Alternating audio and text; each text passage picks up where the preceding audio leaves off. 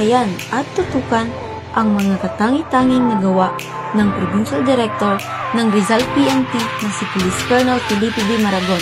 Sa unang araw, ipinamalas ng makigasig na direktor ang kanyang dedikasyon dahil siya ay nagpatrolya sa mga highland barangays ng Tanay.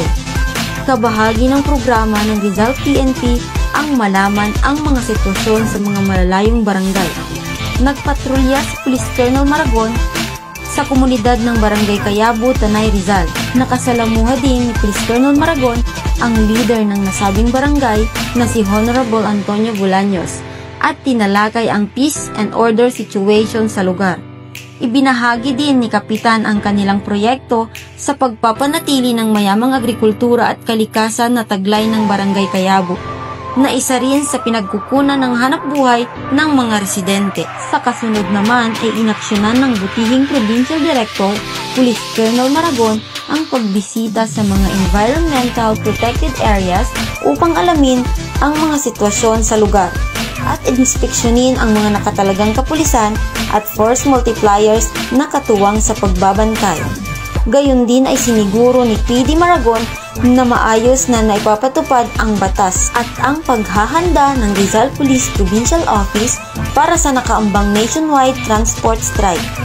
Mahigpit ang isinagawang pagbabantay ng Rizal PPO sa mga border control points para sa nakaambang nationwide transport strike.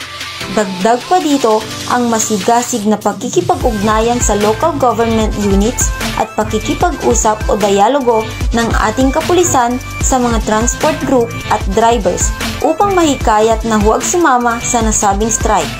Gayon din ay may mga nakaantabay na libreng sakay ang ating kapulisan para sa mga apektadong biyahero. Binigyan din ng pansin ni PD Maragon ang Annual Walk for Peace 2024 at matagumpay itong naidaos dahil nag-deploy ng 210 PNP personnel na nagbigay seguridad sa mga debotong lumahok sa taunang pagdaraos ng Walk for Peace, alay lakad para sa kapayapaan. Ang pamumuno ni Police Colonel Felipe B. Maragon sa lalawigan ng Rizal ay hindi lamang natatapos sa pagiging leader sa salita dahil siya ay leader na gumagawa, umaaksyon at naglilingkod ng buong puso. Yan ang best practices ng crime prevention na nagawa ng napakasipag at dedikado na Provincial Director ng Rizal na si Police Colonel Felipe B. Maragon. Dahil sa bagong Pilipinas, ang gusto ng pulis ay ligtas ka.